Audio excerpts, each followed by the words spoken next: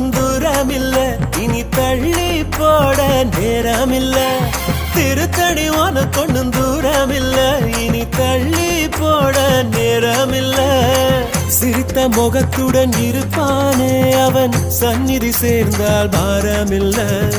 சிரித்த முகத்துடன் இருப்பானே அவன் சந்நிதி சேர்ந்தா பாரமில்ல. சந்நிதி சேர்ந்தா பாரமில்ல.